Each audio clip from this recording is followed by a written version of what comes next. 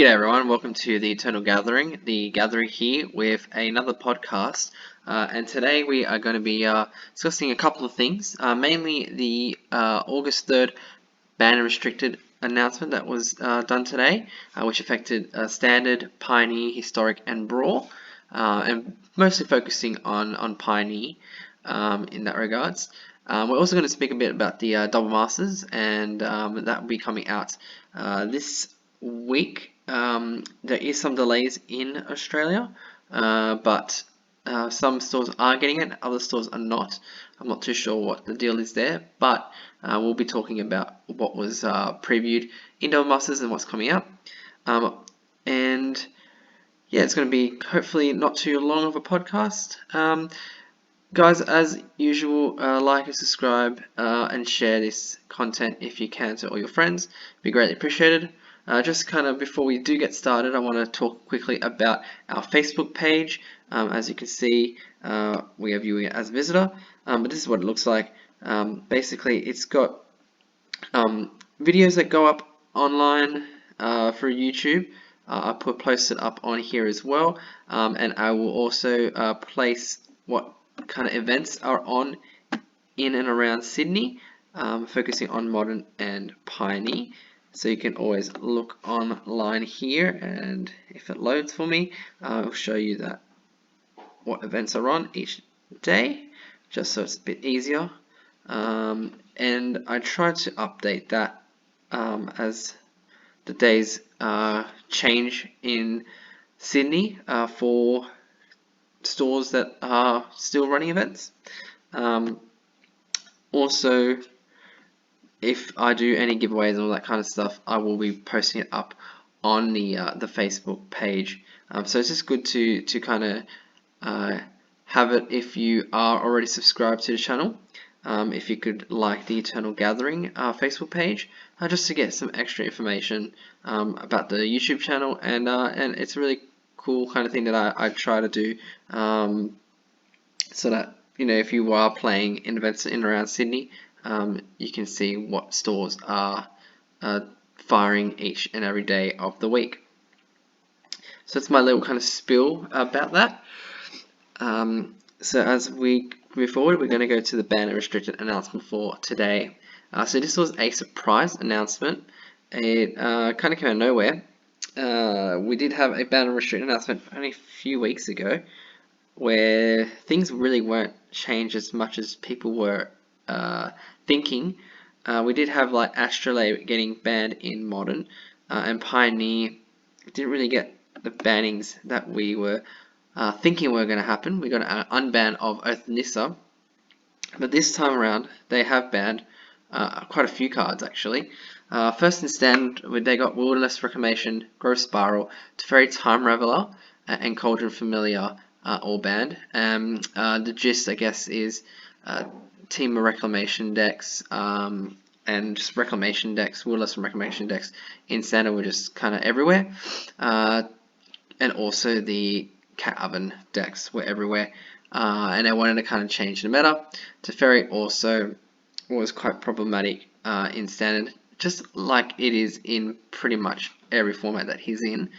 But I think this is a really weird kind of time to be banning Teferi, Time Reveler, and I think where are these ones from? Probably Wilderness Reclamation. They're all kind of getting the, I guess, kick out of Standard in about 6 weeks time when rotation happens. So it's weird that they've decided with 6 weeks to go, even though they've been in the format for over a year now, they're deciding to ban these cards when they were going to get rotated out anyways.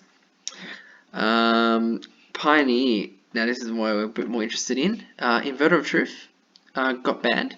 So that was the card initially people thought was going to be banned only a few weeks ago, just because the Dimir inverter decks were apparently being heavily played in the format.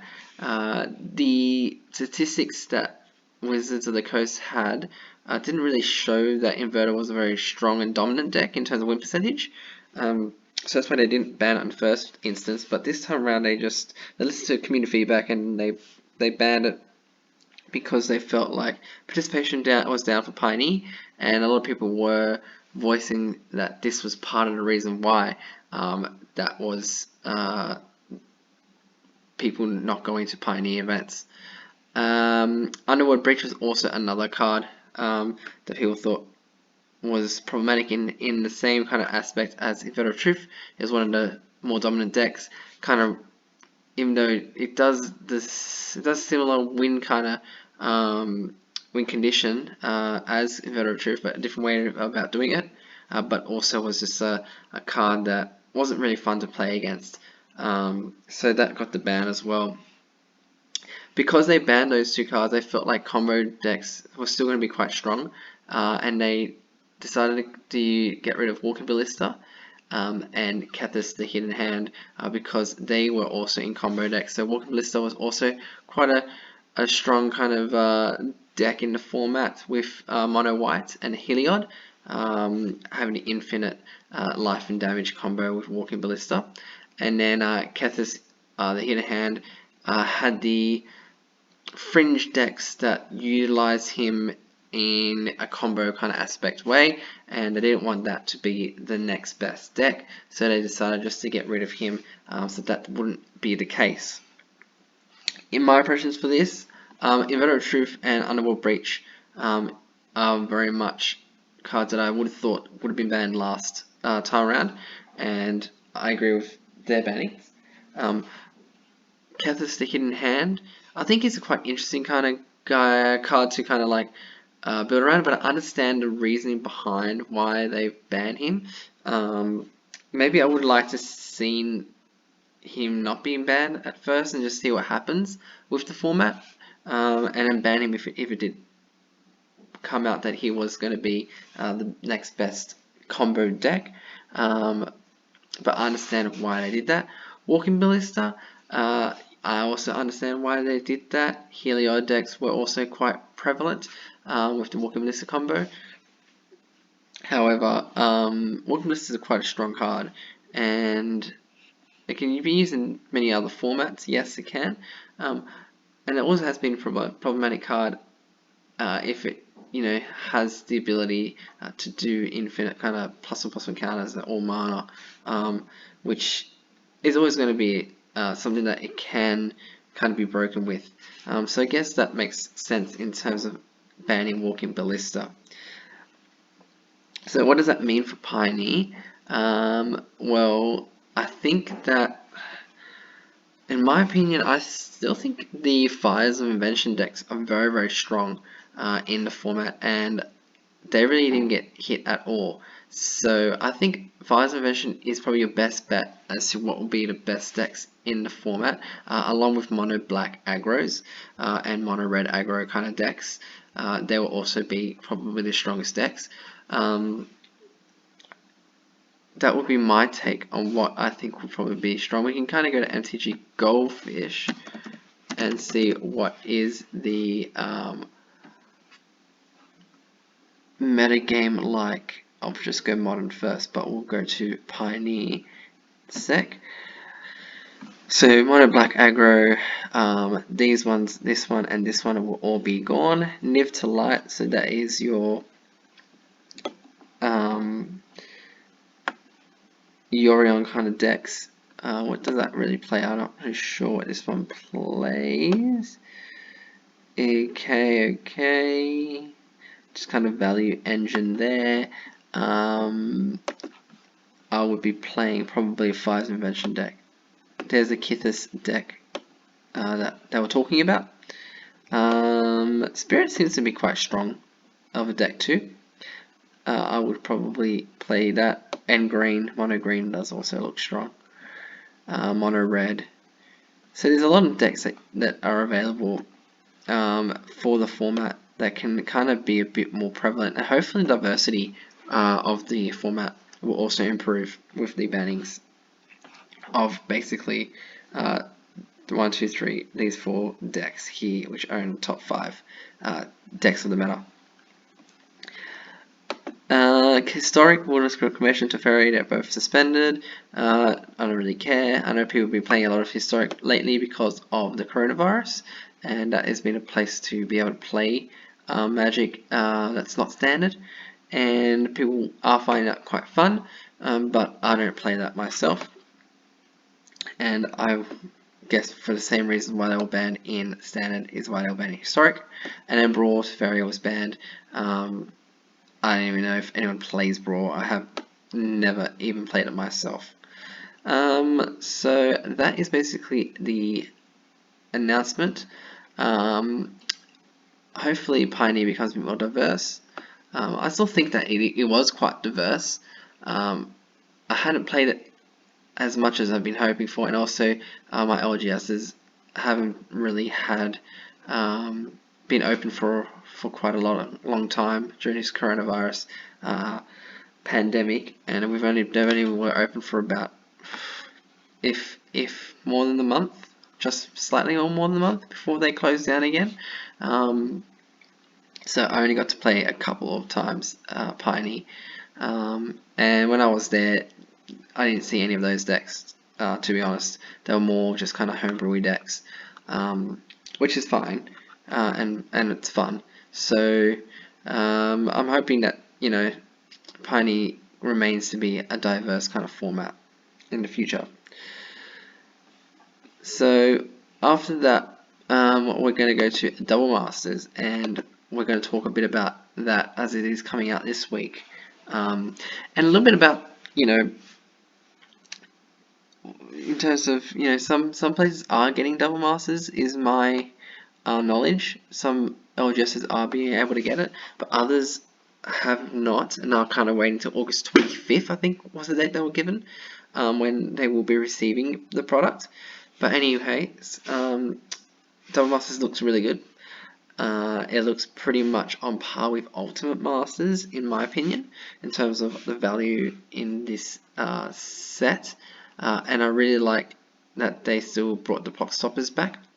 And you're getting 2 rares and 2 box toppers in a box.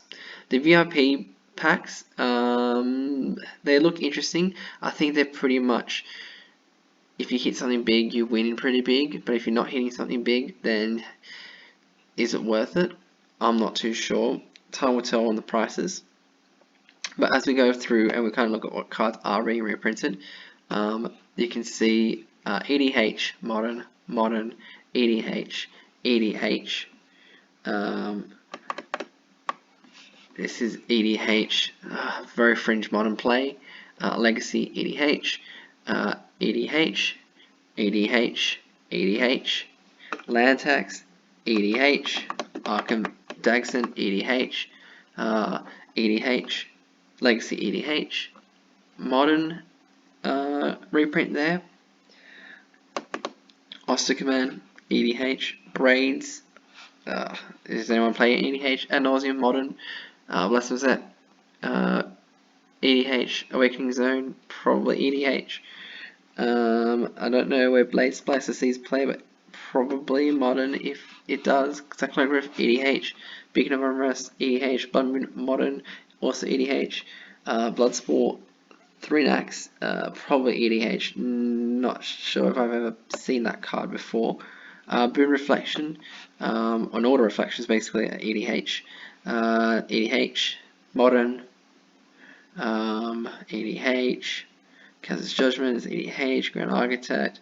So you can pretty much say this is pretty much a Modern and EDH kind of master set. There are some really good reprints in here.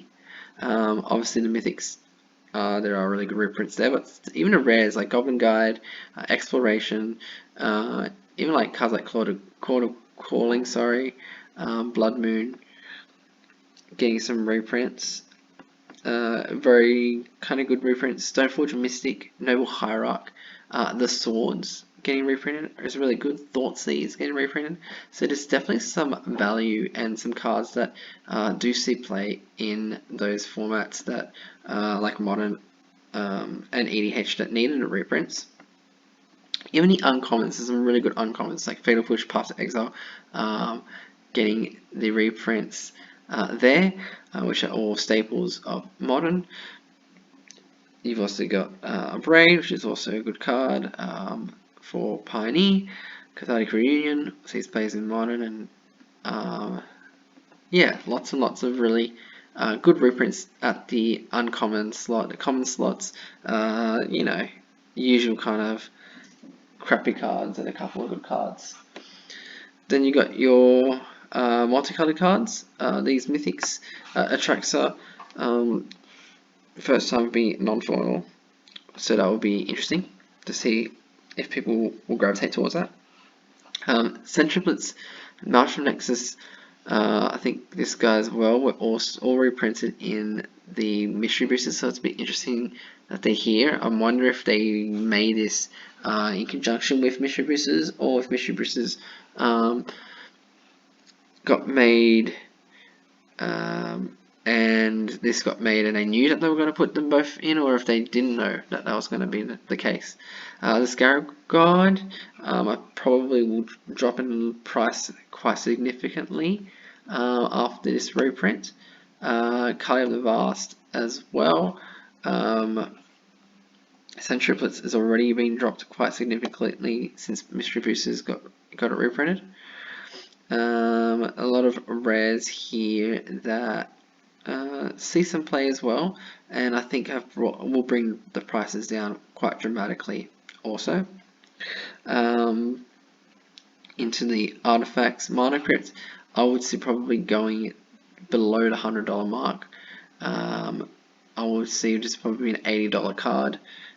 Chrome Mox will probably be a $40 card. Khan is going probably down to about $30. So it's going to definitely bring the prices down of these cards, which is great news for people that want to be able to buy these cards and build decks around them. Pretty much you can build the whole Tron modern deck from Double Masters. So overall, I think that this is going to be a pretty good set at the end of the day once the dust has settled. Here's the box toppers, and I think the box toppers look pretty cool. And obviously you're going to have your higher value ones like a Force of Will, Jason Mind Sculptor will be your more probably Stoneforge Mystic as well, and the swords will be the more kind of expensive ones. Cyclonic Rift definitely. Fatal Pushes, Thought Seizers, Brainstorms, they'll see 4 of and people that want to play that. Also Goblin Guides. So they're cool. Noble Hierarch, another really good one. Atraxa, Kalia, there will be people wanting them for 80 EDH. Mana Crypt will also be a nice expensive one too. Definitely some good value in these box toppers. People kind of like bit upset about like Urza's lands and some of the other cards like Lightning Greaves, Expedition Map, what else? Crop Rotation was there. Fatal Push, obviously, Brainstorm. But I think they chose pretty well. Probably Crop Rotation is probably the worst card out of the whole lot. But I think overall they chose good cards as the box toppers. The Chrome Mox, I'm not a big fan of the art. It kind of looks Yu-Gi-Oh-y or Pokemon-y in terms of the color schemes and the art. Mox Opal, I'm not too fond of the art either. Some of the swords look really cool. I'm not sure if I like them more than the Masterpiece ones. I think the Masterpiece ones probably would look better. Mana Crypt also kind of looks weird, but you know what? Be happy to open any of these cards. For the most part, they all look really cool. And I don't know if they'll be worth it or not in the long run. And you also got the lands that you can get, the full art lands, in the VIP edition. I really like Khan. I like this kind of like panorama. It's pretty cool how they did that. People kind of giving Khan some slack. But I think he looks pretty cool. Kind of reminiscent of the old Khan when he was Khan Golem, I think, when he was a creature. So overall, I think this set is going to sell well. I think it's going to hold up very well. And definitely am excited to be able to open these and see what we get, and hopefully share that with you guys on the YouTube channel. So keep a lookout for stuff like that to be on the channel. I've got a few things coming up for the channel. So I've got a couple of giveaways that I'm thinking about doing. I really want to try to get to 100 subscribers, so it'd be really important if you guys can really try and share this content with your friends so that we can get some more subscribers. And think of doing a cool giveaway for the 100 subscribers, as well as a couple other giveaways, thanks to Josh and Pat's MTG Bazaar that we are partnered with, that we have in the works. So keep an eye on that. Look at the Eternal Gathering Facebook page, where I will put some information about things like that, like giveaways. The other kind of thing I wanted to kind of end up on was the box toppers and Zendika Rising. So if we look at Zendika Rising, it will be coming out end of September. I think September 4th is when the here we go. September 4th is when the previews for Zendika Rising will be happening. But they did say that they're going to be putting box toppers from Ikoria onwards in each standard set. So M21 did not have any box toppers, and I wonder if that was because it's a core set. They didn't do that. They ended up, what they did do was having those full art kind of cards, like the Containment Priest, the Cultivate, Scavenging Ooze, those kind of cards as full art, and then they had the Borderless Planeswalkers. But it would have been cool if there was a box topper in the core set to kind of give people that do buy stuff from the LGS something extra, which is what they were planning on doing from Ikoria forward. There has been no kind of discussion about box toppers for Zendika Rising, so it'll be interesting to see if they do that, because that is basically what they did say that they will be doing from now on from Ikoria, is box toppers each standard set. So I'll be interested to see what that would be, whether that's going to be some lands. I'm not expecting any fetch lands in Zendika Rising, or any of the products that are coming out with Zendika Rising. I think Zendika Rising has a new product coming out where it's got like set boosters or something like that. There we go, set boosters. So these are going to be targeted to players not interested in draft. They contain so much fun, blah blah blah blah. So what you're going to get is